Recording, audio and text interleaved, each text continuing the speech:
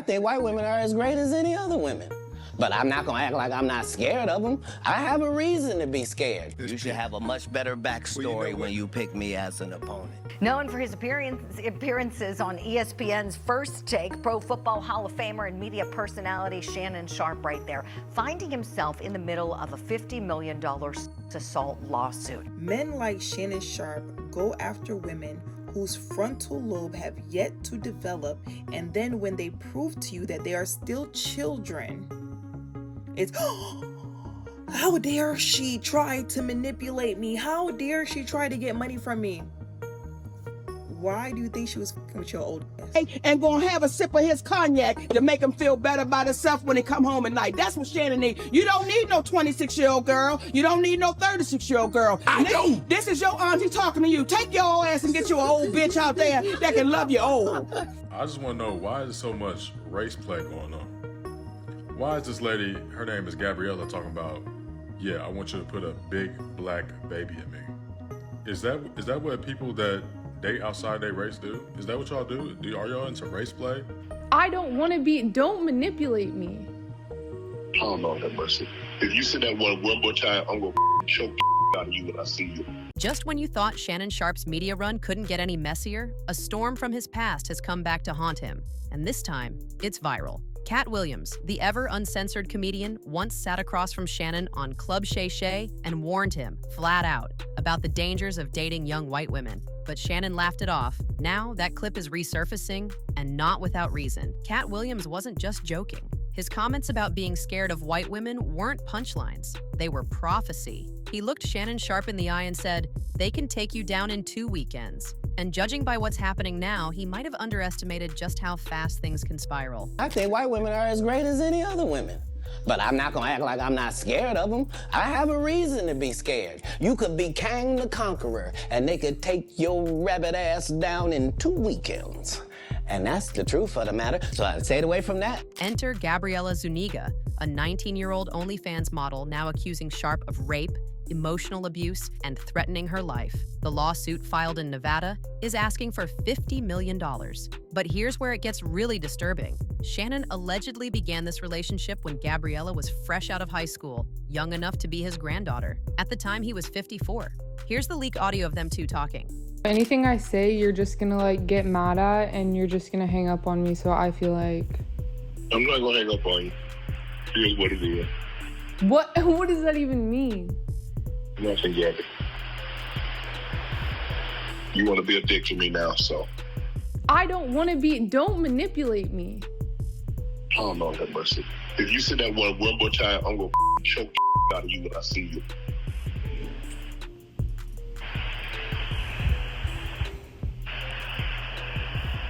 Thank you. Well, I don't want to be choked. Yes, you do. I don't think you have a choice in the matter. To my family, friends, supporters, and colleagues, I want to speak to you directly and from the heart. This is a shakedown. I'm going to be open, transparent, and defend myself because this isn't right. This is all being orchestrated by Tony Busby, who has targeted Jay-Z. Tony Busby targets black men, and I believe he's going to release a 30-second clip of a sex tape that tries to make me look guilty and play into every stereotype you could possibly imagine. And here's the kicker. When that Club Shay Shay interview with Katt was recorded, Shannon was already involved with Gabriella. Go back and watch his body language when Katt brings up white women, nervous laughs, awkward shifts. People are now dissecting that footage, saying it wasn't just comedy. It was a confrontation hiding in plain sight. Shannon Sharpe. Oh, wow. Damn. Yeah. My only thing with him, man, listen, man, a man can do whatever he want to do, right? True. That's what a man can do, right? But, you know, for me personally, I wouldn't want to be laying in bed, jumping in the sack with a 19-year-old. When you're 50-something. Yeah, like, that's just a bit too young for me. But this isn't just about age. It's about power, control, and something much darker. According to court documents, Gabriella claims Shannon Sharpe coerced her into a sexual dynamic involving race play, going as far as making her call him the N-word during sex, while he allegedly referred to her as his slave. These are not rumors. These are explicit legal claims detailed in black and white, and they've sent shockwaves through both the sports and entertainment world. It's becoming more and more clear, to me, in my opinion, that he has a race fetish. He has a fetish for that type of dynamic. Think about it. This was a 19-year-old white woman when he met her. I don't know any 19-year-old white woman that's running around hollering about a big black baby and baby gravy. Shannon was a 54-year-old big black grown-ass man from the backwoods of Georgia. Gravy sound like some shit he's familiar with. Big black babies, he probably seen a few in his day. Born in the backwoods of Georgia where he grew up with his grandma and all them other folks. But I just don't think that came from her. Now, is she repeating it back in those text messages? Yes, that's why he released her messages, not his. Peep that. Okay, we haven't seen what his responses was, and I guarantee you, when they post those messages, y'all gonna see. All of that race shit started with him. It's a fetish, and he could only play that kind of stuff out with a young girl. He couldn't, like Monique was trying to tell him, get an older gal. Older gal ain't going for that. They was going to immediately know he was a freak and a weirdo. A 19-year-old don't know no better. That's why she repeating it back to him, because he said it to her first. Older men, that's why they tend to want to be with younger women. They're more impressionable. They can mold them. They can shape them to be what they want them to be. Do what they want them to do. You let him come to a 40 or 50-year-old woman talking about put a big black baby and baby gravy. We gonna be looking like, what's wrong with you? Yeah, that started with him. Mark my words, it's gonna come out. But that race stuff started with Shannon. As the news broke, the internet split in two. Some defended Shannon, saying it's a setup, clout chasing, textbook gold digger behavior. But others pointed at the power imbalance and the alleged racial dynamics and said, no, this is bigger than a tabloid scandal. This is systemic, predatory, inappropriate at best, criminal at worst. And the fact that this story involves a respected sports commentator with millions of fans, that makes it even harder to ignore. Listen, the way Shannon Sharpe is moving right. Granted, he's rich, famous, cool, he's successful in that aspect, but bro, when it comes to a love life, that is not the life I want to live. I do not want to be 54, 40 plus years old, or 54 years old, sleeping with 19-year-old women. Sleeping with women that only want to use me for what I can provide. Dealing with women that could potentially mess up my career, my future, or cause me so much stress. When it comes to dealing with multiple women, there's always problems. It's messy, I want to be as drama-free as possible for as long as possible. Like I said, there's always going to be problems. They can start a rumor about you, and it can mess your image up, it can mess your face card up, or you can even end up getting one of them pregnant. You can be on child support for 18 plus years. I said the same thing about Future a few months ago, and y'all was like, nah, bro, Future can never be lame. He's not lame for doing this. Future is lame for doing the same thing Shannon Sharpe was doing, and a bunch of men are doing, period, in general. We make sleeping around as men cool. Like, just being super reckless cool as men, and it's not cool. And what does Shannon do?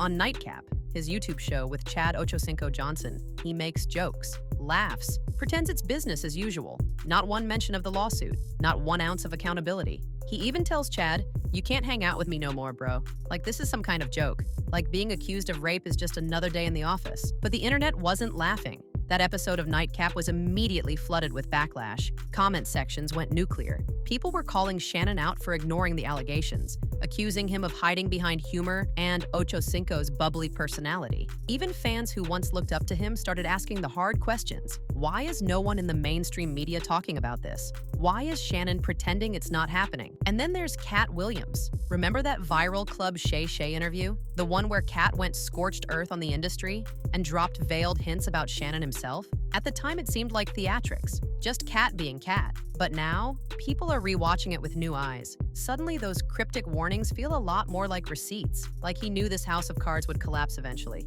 and maybe, just maybe, tried to warn us before it did. That was my only goal. I didn't want to get with a white woman because I was scared she might have me running down the street like Jonathan Majors. There you go, come on, Cat. Not because I didn't like white women. I think white women are as great as any other women.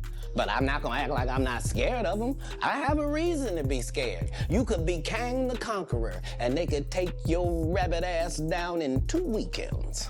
And that's the truth of the matter. So I stayed away from that. And remember, I told you the drug story from when I'm in the park. Yeah. So these are just the things. I had all of those when I came in. I already was ready for that. Now let's talk about Club Shay Shay, Shannon's pride and joy. His podcast turned cultural staple. Guests from Steve Harvey to Taraji P. Henson have sat on that couch. But in light of these allegations, some fans are asking, how can the show go on? Will A-list celebrities still want to be seen with a man under investigation for rape? Will brands and platforms keep associating with him? Or will they quietly start to pull away? Because in 2025, bad press isn't just bad optics, it's a business liability. Shannon Sharpe built an empire on discipline, storytelling, and the grind. From the NFL to Fox Sports, from Skip Bayless to viral podcast stardom, his rise was undeniable. But now, his legacy hangs in the balance. These allegations aren't just salacious, they're devastating. And whether they prove true or not, the damage is already done. People are questioning his character, his credibility, and the culture of silence that let this fester for so long. This isn't just a scandal, it's a reckoning. If this story shocked you or made you see Shannon Sharpe in a different light, don't keep it to yourself. Drop a comment and let your voice be heard. Do you believe Gabriella? Is this the end of Club Shay Shay as we know it? Hit that like button if you want more real talk without the sugarcoating. And make sure you're subscribed with notifications on, because the truth doesn't wait for mainstream media.